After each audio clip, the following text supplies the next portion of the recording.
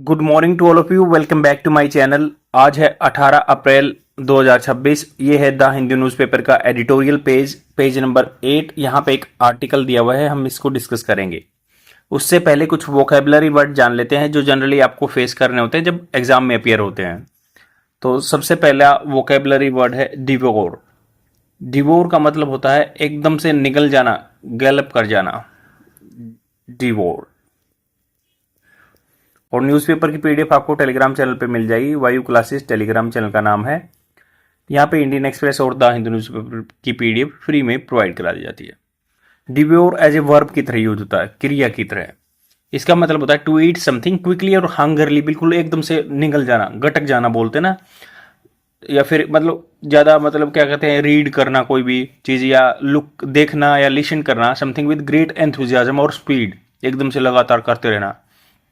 या ऐसा भी हो सकता है कि अलग मीनिंग ये भी हो सकता है कि भाई डिस्ट्रॉय कर देना कंप्लीटली किसी चीज को। जैसे जैसे आग है, आग ने सब कुछ निकल गया बिल्डिंग को, द फायर डिवोर्ड द बिल्डिंग, वो निकल गई बिल्डिंग को। तो ऐसे कई तरीके से इसको यूज हो सकता है।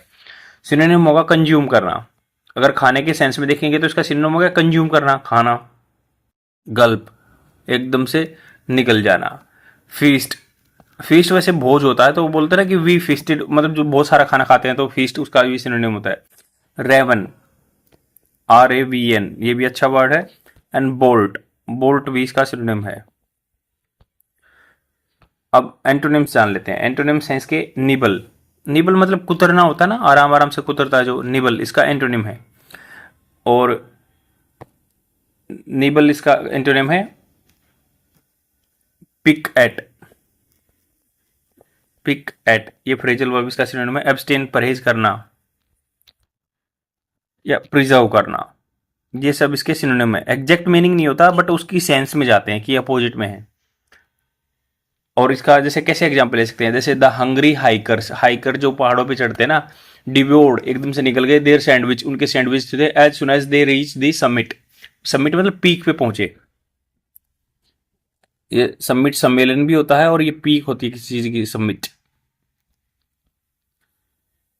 अब नेक्स्ट वर्ड जानते हैं पोर, PORE। तो इसका पार्ट्स ऑफ स्पीच देखेंगे तो एज ए नाउन की तरह यूज होता है। इसका मतलब होता है जैसे एज ए वर्ब भी यूज हो सकता है, नाउन भी। एज ए वर्ब देखेंगे तो जैसे स्टडी करना, रीड करना, समथिंग विद ग्रेट केयर और अटेंशन, बहुत केयर करके पढ़ाई करता है, लाइन बाय लाइन पढ़ता है, उसको एज ए वर्ब की तरह यूज होता है। एज ए नाउन देखेंगे ना तो tiny opening in the skin, मान लो आपकी छोटी सी कोई स्किन में ओपनिंग होगी, own A leave through the which gases और लिक्विड पास। जैसे ओपन पोर्स, स्किन पे बोलते हैं ना कि भाई ओपन पोर्स हैं, फेस पे हैं ओपन पोर्स, मतलब छिद्र। एज ए नाउन छिद्र यूज होगा। और वर्ब की तरह कैसे यूज होगा कि स्टडी करना लाइन बाय लाइन चीजों को। जैसे एग्जाम्पल लेते हैं, she spent the entire afternoon poring over, pour वैसे यहाँ पे विचार करना, over the old maps to find the hidden trail, मतलब उसमें कोई पद चिन्ह बचे हुए थे, उनको सोचने के लिए पोरिंग ओवर किया। उसने लाइन बाय लाइन पढ़ा, विचार किया, पोरिंग ओवर। तो ऐसे आपकी स्पोकन इंग्लिश सुधरेगी। एज ए नाउन यूज करके देखिए, एज ए वर्ब यूज करके देखिए, ऑटोमेटिकली वे ऑफ स्पीकिंग सुधर जाएगा। बट आपको ये चीज ध्यान रखनी है, स्पोकन इंग्लिश के लिए आपको उस पर्टिकुलर वर्ड का, वोकेबलरी वर्ड का पार्ट्स ऑफ स्पीच पता होना चाहिए, उसको कैसे यूज करना, वर्ब की तरह या नाउन की तरह। नेक्स्ट वर्ड है carp, CARP, carp. Carp as a verb भी यूज हो सकता है और नाउन भी, कार्प। जैसे अगर वर्ब की तरह देखें तो कंप्लेन करना, फाइंड करना, फॉल्ट इन ए पेटी, मतलब छोटा सा जो होता है, एनोइंग एंड कॉन्स्टेंट वे, लगातार कोई छोटी छोटी चीजों में वो करना। जैसे और as a noun fresh water fish बोलते हैं, बहुत बड़ी फिश को कार्प बोलते हैं। अब जैसे क्विबल, क्विबल एज ए इसका वर्ब की तरह सिनोनिम है, क्विबल, QUIBL, मतलब बार बार वो छोटी सी बात को कहना, चिढ़ाना, क्विबल। नेग, किसी एक चीज को लेकर छोटी छोटी शिकायत करना। अपलोड नहीं, वो निटपिक, मतलब छोटी छोटी चीजों को उठाना, निटपिक। ग्रम्बल, शिकायत करना, GRUMB, जिसे बोलते ना बड़बड़ाता कोई, ग्रम्बल करना। Cavill, CAVIL, Cavill. Antonyms, praise करना, किसी को अपलोड करना, कॉम्प्लीमेंट देना या अप्रूव करना। अब एग्जाम्पल्स हैं, जैसे instead of helping with the project he just sat there and carping about the minor details, मतलब बार बार मदद करना तो दूर गया, वो कार्प कर रहा था, छोटी छोटी चीजों को निकाल रहा था, परेशान कर रहा था। आई होप आपको समझ में आए होंगे वोकैबुलरी वर्ड। अब चलते हैं इस आर्टिकल पे। ये क्या बात कर रहे हैं कि टेम्पररी ट्रूस, ट्रूस होता है युद्ध विराम, गैप जो लड़ाई में अभी मतलब इसराइल और यहाँ पे लेबनान के बारे में बात होगी या फिर जो ईरान और यूएसए के बारे में बात है तो वो चल रहा है। टेम्पररी होता है अल्पकाल के लिए, इसको बोलते हैं थोड़े टाइम के लिए, ट्रांजिट पीरियड भी बोल सकते हैं। यूएस इजराइल सीज फायर युद्ध विराम with Iran must hold across all fronts. तो सबको पता है 10 पॉइंट फॉर्मूला दिया था उन्होंने कहा था कि भाई ईरान ने और इन्होंने यूएसए ने 15 पॉइंट दिया था, दोनों ने एक दूसरे की बात नहीं मानी। इस्लामाबाद मीडिएट कर रहा पाकिस्तान। अभी ये बोल रहे हैं कि 10 पॉइंट में ये इंक्लूड है कि भाई लेबनान जो फ्रंट है ना उस पर भी आप युद्ध रोकिए। तो अभी इन्होंने कहा कि US Israel cease fire with Iran must hold across all fronts, मतलब सभी जगह पे। ऐसा नहीं कि ईरान और यूएस का रुक जाएगा, वो जो लेबनान वाला फ्रंट है उस पर भी रोकना होगा।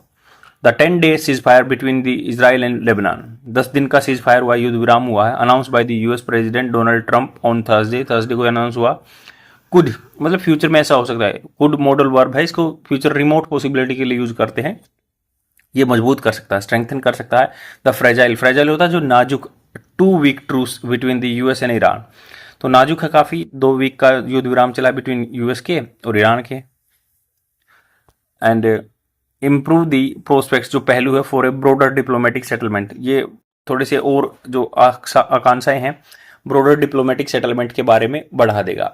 The war in Lebanon launch on March 2 को लॉन्च हुई थी। लेबनान में जो वहाँ पे हैं टेररिस्ट ग्रुप, तो उनको यह इजराइल काउंटर कर रहा था। तो war in Lebanon launch on March 2 on 3rd day of the US Israel war on Iran.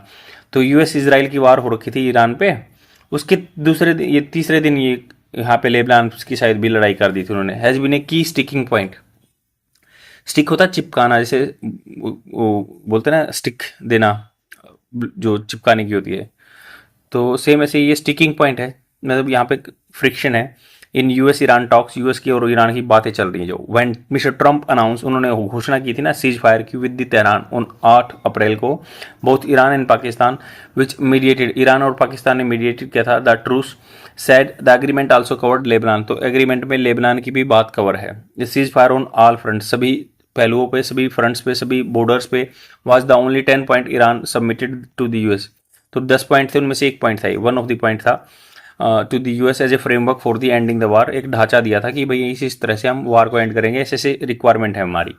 But Israel apparently, Israel ने ऊपरली तौर से डिससेटिस्फाई कर दिया यूएस ईरान डील को, रिजेक्टेड ए सीज फायर, उन्होंने रिजेक्ट कर दिया था सीज फायर को with the Lebanon and stepped, Lebanon के साथ, और स्टेप्ड अप अटैक, और उन्होंने इंक्रीज कर दिया था, एलिवेटेड कर दिया था अपने अटैक्स को, आक्रमण को। किलिंग एटलीस्ट 200 पीपल, मतलब मार दिया उन्होंने 200 आदमियों को विद 24 आवर्स में। US Iran truce taking effect, मतलब जब से इनका लड़ाई कम हुआ था उधर 200 आदमी मारे दिए गए थे 24 घंटे में। ईरान पार्लियामेंट स्पीकर मोहम्मद बगैर गलीफ, तो ईरान के जो पार्लियामेंट के स्पीकर है ना, जैसे इधर ओम बिरला है वैसे ही वहाँ पे होंगे, तो गलीफ है, बोला क्या कि who travel to Islamabad, travel किया उन्होंने था, वो आपकी सेकेंड फॉर्म मतलब किया था, to hold talks, direct talks with US, US के साथ। यूएस के जो डेलीगेशन है, राजदूत आए थे, हेडेड बाई, वो कर रहे थे vice president JD Vance.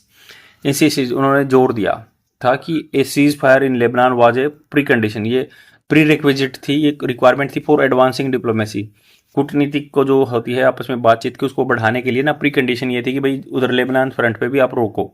The Islamabad task failed, हो गई थी to produce a breakthrough मतलब कोई रिजल्ट लेने में नहीं, फेल रहे थे ये, but both sides remained engage रहे, कम्युनिकेटिंग थ्रू पाकिस्तान के थ्रू, मीडिएशन के थ्रू बात करते रहे।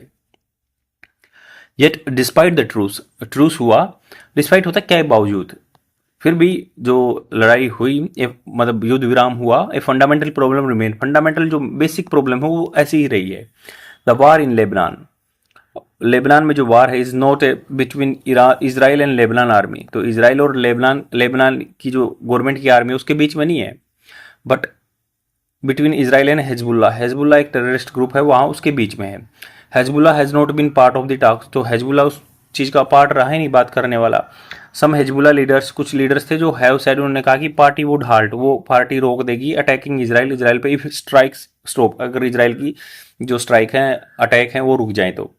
द सिया मिलिशिया ग्रुप, तो सिया कम्युनिटी के ये मिलिटेंट ग्रुप हैं, उग्रवादी ग्रुप हैं, हैज़ बिन वीकन हो चुके थे, ये कमज़ोर किए जा चुके थे, क्योंकि हैज़ बिन वीकेंड है passive format, but is far from defeated, but बहुत दूर है अभी इनको हराना। Israel has also said it would not withdraw troops from the territory it has seized in the southern Lebanon. Lebanon के south portion में इन्होंने जो एरिया कवर किया ना, इजराइल बोला कि हम यहाँ से तो निकलेंगे नहीं। वाइल हेजबुल्ला इंसिस्ट, जोर दिया उन्होंने on a return to pre March position. तो उन्होंने कहा कि जो 2 मार्च से पहले पोजीशन थी ना, उसी पे वापस जाओ। मिस्टर नेतन्याहू जो इजराइल के प्राइम मिनिस्टर हैं, says that there is a historic opportunity, एक बहुत ही पुरानी अपॉर्चुनिटी है for a peace deal with Lebanon के साथ डील करने की। बट एनी सच एग्रीमेंट, कोई भी ऐसा एग्रीमेंट इज अनलाइकली, बहुत कम संभावना है टू इंक्लूड हिजबुल्ला, उसमें हिजबुल्ला को इंक्लूड नहीं किया, which remain stronger than the Lebanese army. Hezbollah वहाँ पे लेबनान की जो आर्मी है उससे भी स्ट्रॉन्ग है। रिटेन्स एन एक्सटेंसिव होता है व्यापक का अच्छा खासा बड़ा पॉलिटिकल एंड सोशल नेटवर्क उनका है, समाज में भी नेटवर्क है और राजनीतिक रूप से भी एम्पावर्ड है में। While the cease fire is now in fact, युद्ध विराम तो अभी है प्रभाव में, पीस रिमेन्स एल्यूसिव, जो शांति है ना, एल्यूसिव होता है भ्रामक है, अभी बहुत दूर है। The wars on the Iran and Lebanon should serve as a reminder, जो वार लड़ाई हुई ना ईरान और लेबनान पे, उनको सर्व करना चाहिए as a reminder to Israel के लिए ऑफ इट्स ओन लिमिटेशन, की इजराइल की लिमिटेशन है। मिस्टर नेतन्याहू सोच, उन्होंने मांगा रेजिम चेंज, प्रशासन का चेंज मांग रहे हैं ईरान में, एंड डिसआर्मामेंट, और हथियार जो है अपने जो न्यूक्लियर वेपन वगैरह उनको वो छोड़ दें, ऑफ हिजबुल्ला का भी इन लेबनान में। As the US Israeli push for regime change, तो यूएस है इजराइल है वो कह रहे हैं कि भाई प्रशासन चेंज होना चाहिए। ईरान फाल्टर, डगमगाया उनका, अनप्रॉम्प्टिंग, उकसा रहे हैं mister Trump to seek a negotiated exit, और वो चाहते तो थे कि रेजिम चेंज होगा, बट अब क्या है नेगोशिएटेड, ये उकसा रहे हैं मिस्टर ट्रंप को खोजने के लिए कि नेगोशिएटेड एग्जिट हो जाए, थोड़ा सा मोल भाव कर आके निकल जाए फ्रॉम द ईरान मैस, ईरान में जो गंद फैला हुआ है, मैस मतलब एक उलझन फैली हुई है।